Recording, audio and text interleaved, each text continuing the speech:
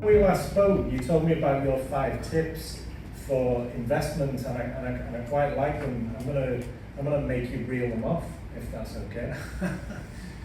So having set both sides of the boardroom table, both as an investor and as a CFO, it was quite clear to me that there are 5 things that always came to mind what investors are looking for, but founders don't quite really understand.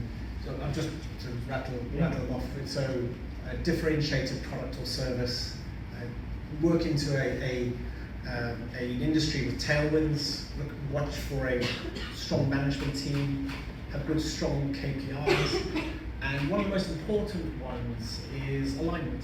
And alignment is something that's often forgotten about. You can have a really, really strong business, you can have a really good value proposition, but if the deal's not right, if the alignment between the management team and the investor's not correct, there's no deal to be done.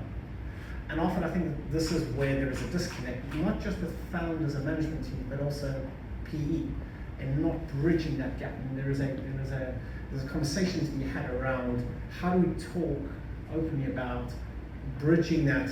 It's almost like a translation gap, and speaking about what is it that PE want, returns, and how they're going to get that. What does the management team and the founders want, and that is to keep control, or not control, but the integrity of their business and retain that culture that they're so proud about, and making sure that they're both working in the same direction, so that at any point in time down an investment journey, that any decision that needs to be made, both sets of shareholders on the boardroom table can actually make the right and the same decision at any one time. And often we've seen deals, especially in markets where there is more cash out there, it's become a founder's market in terms of the balance of the weight or the balance of the transaction, where P is going after value and they are ahead of the transaction earlier in the investment cycle. And management teams only catch up at the back end. It causes full discomfort around decisions. On panel 1 we heard about the ability to tell that story. But as we heard as well, that ability to tell the story from the company to the investor, that works both ways as well, doesn't it? Yeah, it is. And we've heard about the fact that it's not just about numbers. It's about communicating, bridging that translation gap, and communicating what you want as the founder of the management team, and what does the investor want? Because ultimately, at the end of the day, it's money that's being transferred, but it's a relationship that's being created, and that's the relationship that is going to endure. And people do business with people, and that's what's going to sit with everybody. And that's why all of us in the room here today rely on relationships to build our businesses that we're part of, and build that community that we have within the area.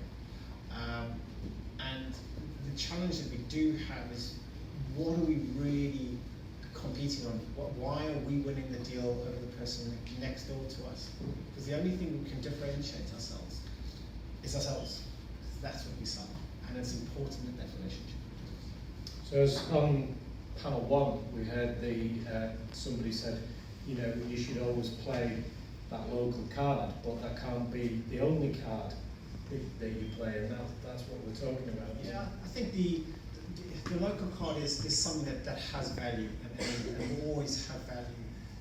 We just heard a little earlier, Alex was talking about how the market is showing a lot of value to international investors. So there will be people that are going to come and eat our lunch, and that will continue to happen, because that's just market dynamics and that's market forces. But if there is a decision to be made around relationships, or if there is a decision as a toss-up, there will always be relationships created that will have a positive effect for a deal to be done in market. I think it's less around worrying about where the deal is being done, whether it's going to London. I think it's more important to make sure that within this community here we have local advisors all working together. So if it's a business that has grown in this area, it's getting money into the area, it's uplifting the area, but it's the local advisors in total, so there's local lawyers, corporate finance, and the like. And that's really important because that's actually where the value add really comes in, because it's local knowledge and local knowledge. And that relationship